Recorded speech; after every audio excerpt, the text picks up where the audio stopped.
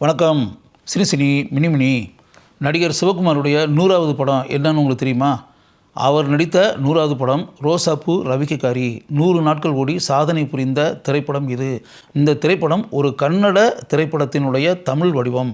கன்னடத்தில் 1978ஆம் ஆண்டு திரைக்கு வந்து பெரிய அளவில் கர்நாடக மாநிலத்தில் வெற்றி பெற்ற படத்தினுடைய கதை உரிமையை தமிழில் வாங்கி சிவகுமாருடைய மேனேஜராக பணிபுரிந்த திருப்பூர் மணி தன்னுடைய விவேகானந்தா பிக்சர்ஸ் என்ற பட நிறுவனத்தின் மூலம் தயாரித்த திரைப்படம்தான் ரோசாப்பூ ரவிக்கைக்காரி. இந்த திரைப்படத்தினுடைய கன்னட பெயர் பாரசாங்கடா கேந்தி அம்மா. ஆலிநகல்லி கிருஷ்ணா என்ற பிரபல கன்னட எழுத்தாளர் எழுதிய புதினத்தை அடிப்படையாக வைத்து கன்னடத்தில் எடுக்கப்பட்ட திரைப்படம் அது. ரோசாப்பூ ரவிக்கைக்காரி 1979ஆம் ஆண்டு திரைக்கு வந்தது. இந்த திரைப்படத்தினுடைய படப்பிடிப்பு ஏற்காடு மற்றும் ஏற்காட்டை சுற்றியுள்ள பகுதிகளில் நடைபெற்றது. செம்பட்டையன் என்ற கதாபாத்திரத்தில் சிவகுமார் இதில் நடித்திருந்தார். அந்த ஊர் இயற்கை எழில் தவழக்கூடிய பகுதி. அங்கு விளையக்கூடிய வெற்றிலைகளை கூடையில் வைத்து கொண்டு பக்கத்து நகரங்களுக்கு கொண்டு சென்று விற்பனை செய்துவிட்டு அந்த ஊருக்கு திரும்பி வரக்கூடிய அப்பாவியான கதாபாத்திரம் செம்பட்டையன். அந்த செம்பட்டையனுக்கு ஒரு வயதான தாய். அந்த கதாபாத்திரத்தில் கன்னட நடிகையான நாகரத்னம்மா நடித்திருந்தார். செம்பட்டையனுக்கு திருமணமே ஆகாமல் அப்படி இருக்கக்கூடிய ஒரு சூழ்நிலையில் வேறு ஒரு ஊரில் இருக்கக்கூடிய ஒரு இளம்பெண்ணை மணமகளாக பார்த்து நாகரத்னம்மா தன்னுடைய மகனான செம்பட்டையனுக்கு திருமணம் செய்து வைக்கிறார். அந்த இளம்பெண்ணின் பெயர் நந்தினி. நந்தினி நவநாகரீக மோகம் கொண்டவள். நவநாகரீகமான ஆடைகளை அணிய வேண்டும் என்று ஆசைப்படுபவள். அவள் மணப்பெண்ணாக இந்த கிராமத்திற்கு வந்த பிறகு அவள் ஆசைப்படக்கூடிய பொருட்கள் என்னென்ன இருக்கின்றனவோ அனைத்தையும் வாங்கி கொண்டு வந்து தினமும் தருகிறான் செம்பட்டையன். செம்பட்டையனாக வரக்கூடிய சிவகுமார் அந்த கதாபாத்திரமாகவே வாழ்ந்திருந்தார். பஃப் வச்சு ஜாக்கெட் அப்படின்றோம்ல, ப்ளவுஸ். அந்த திரைப்படத்தில் நந்தினி கதாபாத்திரத்தில் வந்த தீபா படம் முழுக்க அப்படிப்பட்ட பஃப் வைத்த ப்ளவுஸ் அணிந்த கோலத்தில்தான் வருவார். அப்போ இந்த பஃப் வச்சு ப்ளவுஸ் போடுறதுன்றல அது ஒரு மிகப்பெரிய நவநாகரீகமான அம்சமாக நகர்ப்புறங்களிலும் கிராம பகுதிகளிலும் இருந்தது.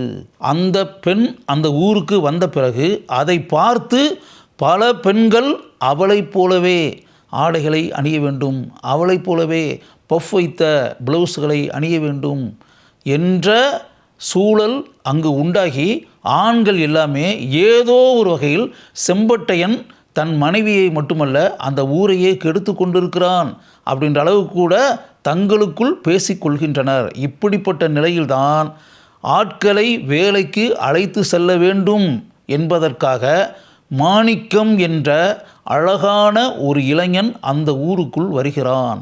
அவன் ஒரு சூழலில் நந்தினியை பார்க்கிறான். நந்தினியும் அவனை பார்க்கிறாள். கிராம பழக்க வழக்கங்களை கொண்டிருக்கக்கூடிய தன்னுடைய கணவனான செம்பட்டையனுடன் அவனை அவள் ஒப்பிட்டு பார்க்கிறாள். அவளுக்கு பல வகைகளிலும் மாணிக்கம் உயர்ந்த சிறந்த மனிதனாக படுகிறான்.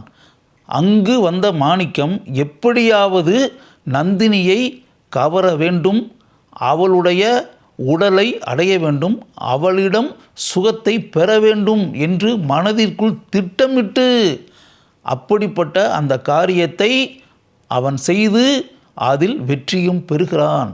அவனுடைய அந்த காம மோகத்திற்கு அடிபணிந்து தன்னையே அவனுக்கு நந்தினி கொடுக்கிறாள். அதற்கு பிறகு மாணிக்கத்திற்கும் நந்தினிக்கும் இடையே உண்டாகி இருக்கக்கூடிய அந்த உறவை பற்றி அந்த கிராமத்தை சேர்ந்த மக்கள் அனைவரும் பேசுகிறார்கள். அந்த தகவல் செம்பட்டையனுடைய காதுக்கும் வருகிறது. ஒரு நாள் அவன் தன்னுடைய வீட்டிற்கு போகும்போது அவன் எப்படிப்பட்ட சம்பவத்தை தன் கண்களால் பார்க்கக்கூடாதோ அப்படிப்பட்ட சம்பவத்தை நேரடியாக தன் கண்களால் பார்க்கிறான். அதற்கு பிறகு செம்பட்டையன் என்ன செய்கிறான், எப்படிப்பட்ட வினோதமான ஒரு முடிவை அவன் இறுதியில் எடுக்கிறான். இதுதான் ரோசாப்பூ ரவிக்கைக்காரி திரைப்படத்தினுடைய கதை. செம்பட்டையன் கதாபாத்திரத்தில் அந்த அப்பாவி கிராமத்து மனிதனாகவே அருமையாக சிவகுமார் நடித்திருந்தார். அதற்காகத்தான் அந்த வருடத்தில் சிறந்த நடிகருக்கான ஃபிலிம்ஃபேர் பத்திரிகையின் விருது சிவகுமாருக்கு கிடைத்தது. நந்தினி கதாபாத்திரத்திற்கு கச்சிதமாக பொருந்தியிருந்தார் தீபா. மாணிக்கம் கதாபாத்திரத்திற்கு மிகவும் அருமையாக தன்னுடைய நடிப்பை வெளிப்படுத்தி அந்த கதாபாத்திரத்திற்கு உயிர் தந்திருந்தார் சிவச்சந்திரன். இந்த திரைப்படத்தில் ஒரு சிறிய கதாபாத்திரத்தில் வினு சக்கரவர்த்தி நடித்திருந்தார். வினு சக்கரவர்த்தி இந்த திரைப்படத்தினுடைய மூல திரைப்படமான கன்னட திரைப்படத்தில் பணியாற்றியவர். அவரை இந்த திரைப்படத்தில் நடிப்பதற்காக சிபாரிசு செய்தவர் கன்னட கதையை எழுதிய ஸ்ரீகிருஷ்ண ஆலினஹள்ளி. இந்தியா சுதந்திரம் அடைவதற்கு முன்பு ஆங்கிலேயர்கள் இந்தியாவை ஆண்ட காலத்தில் நடைபெற்றதாக இந்த கதை எழுதப்பட்டிருக்கிறது. இந்த படத்திற்கு அருமையாக ஒளிப்பதிவு செய்தவர் RNK பிரசாத். இந்த திரைப்படத்தை அருமையாக இயக்கியவர்கள் இரட்டை இயக்குநர்களான தேவராஜ் மோகன். இந்த படத்திற்கு இசையமைத்தவர் இசைஞானி இளையராஜா.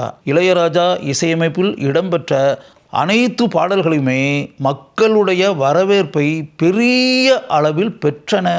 இந்த திரைப்படத்தில் இடம்பெற்ற வெத்தலை வெத்தலை வெத்தலை கொழுந்து வெத்தலையோ, வெத்தலை வெத்தலை வெத்தலையோ கொழுந்து வெத்தலையோ அப்படின்னு சொல்லி சிவகுமார் கூடையில் வெத்தலையை வச்சுக்கிட்டு அப்படியே ஒரு வரப்பு வழியாகவும் சிறிய பாதைகள் வழியாகவும் ஓடிக்கொண்டே பாடுவதைப் போல ஒரு காட்சி. இந்த திரைப்படம் திரைக்கு வந்த காலகட்டத்தில் பெரிய அளவில் மக்களால் விரும்பி ரசிக்கப்பட்ட பாடல் அது. அந்த பாடலை எழுதியவர் கங்கை அமரன். கங்கை அமரன் எழுதிய இன்னொரு பாடல் மாமே ஒரு நான் மல்லிகைப்பூ கொடுத்தானே அப்படின்னு ஒரு பாடல். அது பெரிய அளவில் மக்களால் பார்க்கப்பட்டது, ரசிக்கப்பட்டது. இன்னொரு கங்கை அமரன் பாடல் என்னுள்ளில் எங்கோ, அருமையான மெட்டு. மக்கள் அந்த பாடலை நன்கு ரசித்து கேட்டனர், பார்த்தனர். இந்த திரைப்படத்தில் பெரிய அளவில் வெற்றி பெற்ற இன்னொரு பாடல் உச்சி வகுந்தெடுத்து. உச்சி வகுந்தெடுத்து பிச்சு பூ வச்சகிளி. இன்னைக்கு வர இந்த பாடல் மக்களுடைய உள்ளங்களில் சாகா வரம்பெற்று வாழ்ந்து கொண்டே இருக்கிறது. இந்த அருமையான பாடலை எழுதியவர் புலவர் புலமை பித்தன். லட்சக்கணக்கான பிரதிகள் விற்பனையாகி கொண்டிருந்த ஆனந்த விகடன் பத்திரிகை சிவகுமாருடைய 100வது திரைப்படமான ரோசாப்பூ ரவிக்கைக்காரிக்கு அருமையாக விமர்சனம் எழுதியிருந்தது. அந்த படத்திற்கு ஆனந்த விகடன் கொடுத்த மதிப்பெண்கள் 50. இளையராஜாவினுடைய பின்னணி இசையையும் சிவகுமாருடைய அருமையான நடிப்பையும் ஆனந்த விகடன் பெரிய அளவில் பாராட்டி எழுதியிருந்தது. காலங்கள் கடந்து சென்று விட்டன. இத்தனை வருடங்களுக்கு பிறகு சிவகுமாருடைய 100வது திரைப்படமான ரோசாப்பூ ரவிக்கைக்காரியை பற்றி இன்றைக்கு இருக்கக்கூடிய இளம் தலைமுறை தெரிந்து கொள்ள வேண்டும் என்பதற்காகவே இந்த திரைப்படத்தை பற்றிய தகவல்களை நான் இங்கு கூறுகிறேன்.